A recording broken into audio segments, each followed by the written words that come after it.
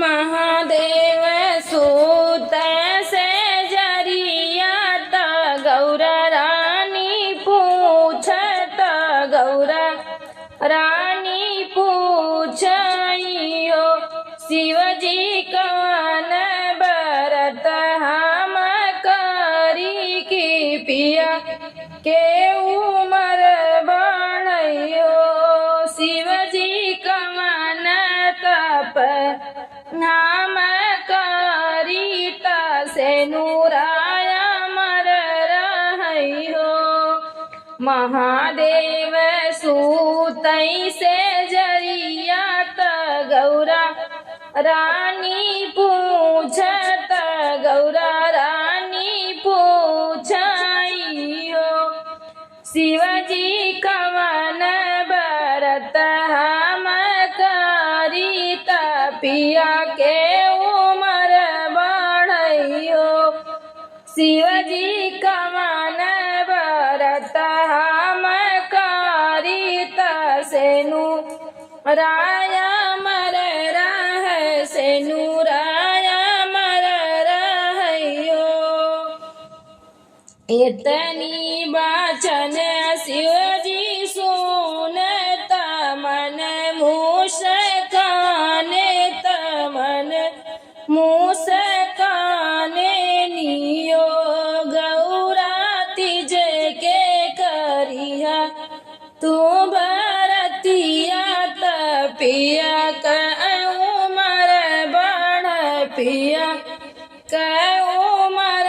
बढ़ियो गौरा तिज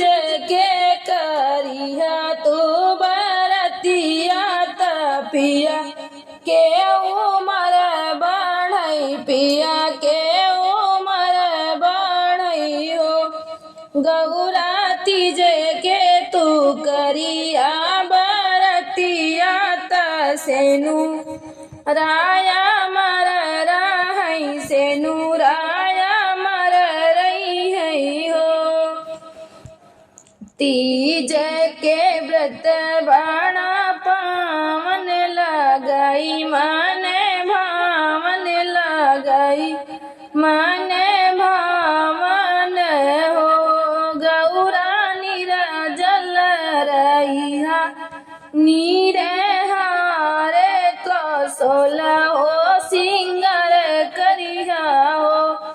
गौरा नीरे जल रहिया नीरा हारे तसोर हो सिंगर करिया हो गौरा नीरे जल रहिया नीरा हारे तो शिव के पूजन जाऊ शिव के पूजन जाऊ सबई सुहागिन व्रत कर पिया के उमरी मांगाइयो गौरा जन्म जन्म सुहागिन रह सेनु राया मर रहियो गौरा जन्म जन्म सुहागिन रह सेनु राया मर रहियो गौरा जन्म जुगरा है सुहागिन त सुखी परिवार रह सुखी परिवार रहियो इतनी वचन गौरा सुनी त सुना हो ना पावई त सुन हो ना पावइयो गौरा करीलीन सोला हो सिंगर वात शिव के पूजन गई शिव के पूजन गईयो गौरा करीलीन सोला हो सिंगर वात शिव के पूजन गई सेनु राया मर मांगई सेनु राया